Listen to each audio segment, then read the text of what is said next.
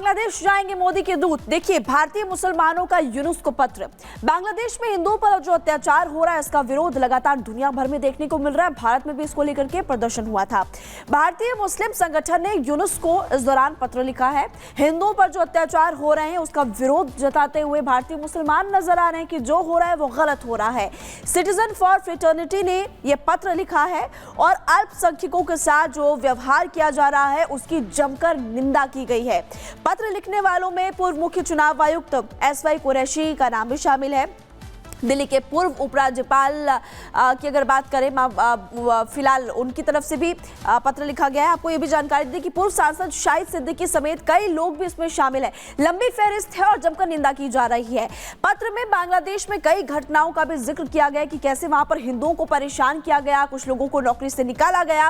इन घटनाओं को इस्लाम के मूल्यों का अपमान भी बताया है कि इस्लाम की जो मूल्य है उसका अपमान आप लोग कर रहे हैं। इस तरह से जो हिंदुओं के साथ वहां पर व्यवहार किया जा रहा है को लेकर के पत्र लिखा गया है।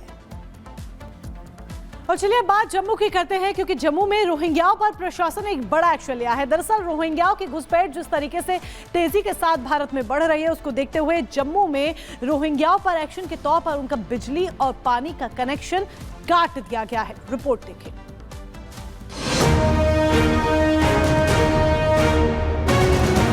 जम्मू कश्मीर प्रशासन की तरफ से बड़ी कार्रवाई। 409 रोहिंग्या परिवारों की बिजली और पानी काटने का आदेश जारी किया गया है। हम इस वक्त इसी नरवाल बाला कॉलोनी में मौजूद हैं। ये सबसे बड़े जो है रोहिंग्या परिवारों का एक ग्रुप रहता है। यहाँ पर बिजली और पानी काटने के आदेश जो हैं वो सरकार की तरफ से दिए गए हैं।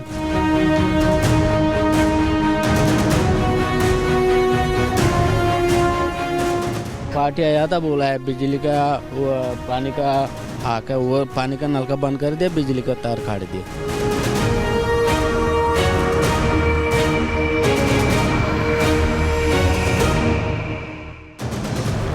भारत में अवैध रूप से रह रहे रोहिंग्या घुसपैठियों की बढ़ती संख्या ने सुरक्षा और सामाजिक ताने बाने के लिए गंभीर खतरा उत्पन्न कर दिया है।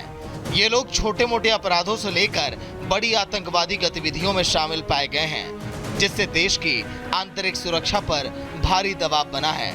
अवैध घुसपैठ के जरिए भारत में प्रवेश करने वाले घुसपैठिए न सिर्फ अपराध बढ़ा रहे हैं, बल्कि राष्ट्रीय सुरक्षा के लिए भी चुनौती बनते जा रहे हैं। लेकिन अब इन पर एक्शन की तैयारी है। जम्मू में तो प्रशासन ने इनके खिलाफ मोर्चा खोल दिया है। रोहिंग्या घुसपैठियों पर चोट, बिजली कनेक्शन कट, पानी सप्लाई भी बंद। जम्मू प्रशासन की सख्ती, देश में रोहिंग्या नहीं बर्दाश्त। जम्मू में भारी तादाद में रोहिंग्याओं ने शरण ले रखी है।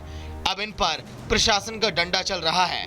जम्मू प्रशासन ने कार्रवाई करते हुए रोहिंग्या बस्ती के बिजली और पानी का कनेक्शन काट दिया है। मुझे ये बताइए, बिजली पानी काट दिया गया आपका? जी सर, काट दिया। क्या बताया गया? बताया नहीं, अचानक तो कोई पार्टी आया था, बोला है बिजली का वो पानी का आके वो पानी का नलका बंद कर दिया, बिजली का तार काट दिया। तो अब फिर अब आप लोग गुजारा कैसे कर?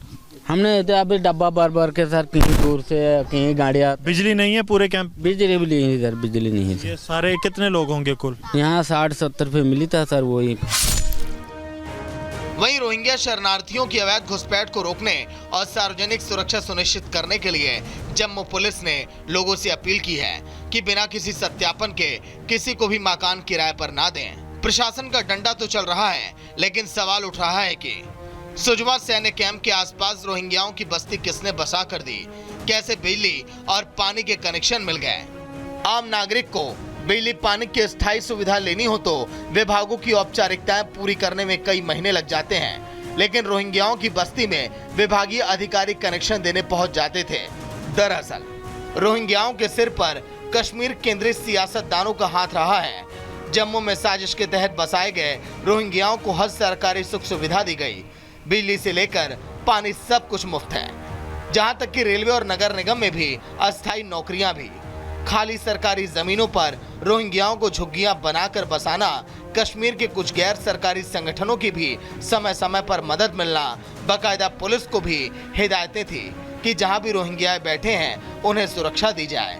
अनुच्छेद 370 की आड़ में कश्मीरी हुक्मरान की मनमानी आज सबके सामने है। पश्चिम बंगाल और जम्मू कश्मीर की राज्य सरकारों ने और सत्ता की लालच में करीब दशक भर पहले से रोहिंग्याओं को शरण देना शुरू किया, जो अब तक लगातार जारी है। अब उनकी यही नीति देश के लिए नासूर बन रही है और रोहिंग्या देश की सुरक्षा के लिए अब खतरा बन गए हैं। Bureau report, Republic Bharat. तो रोहिंग्या घुसपैठियों पर अब चोट की जा रही है प्रशासन के द्वारा और बड़ा एक्शन लिया गया। ऐसे में यह भी जान लीजिए कि रोहिंग्या बसे कहां पर है। देखिए, असम, पश्चिम बंगाल, बिहार, उत्तर प्रदेश, इसके अलावा दिल्ली, हिमाचल, उत्तराखंड, पूर्वोत्तर के जो राज्य है वहां पर भी रोहिंग्याओं की बसावट देखी गई है। ये वो राज्य है जहां पर रोहिंग्याओं की बसावट देखी जाती है। अब ये भी जान लीजिए कि रोहिंग्या किस तरीके से जो अपराध बढ़ते जा रहे हैं उनमें उनकी जो भागीदारी है वो देखी जाती है। चाहे वो मानव तस्करी की बात कर लीजिए, ह्यूमन ट्रैफिकिंग की बात कर लीजिए, या नशीली दवाओं के कारोबार की बात कर लीजिए, या फिर आप बात कर लीजिए आतंकी गतिविधियों की, इसमें भी रोहिंग्याओं की घुसपैठ शामिल रहती है। जिहाद और सांप्रदायिक तनाव का जिक्र कर लीजिए, इनके पीछे भी अक्सर रोहिंग्याओं का नाम निकलकर सामने आता है और यही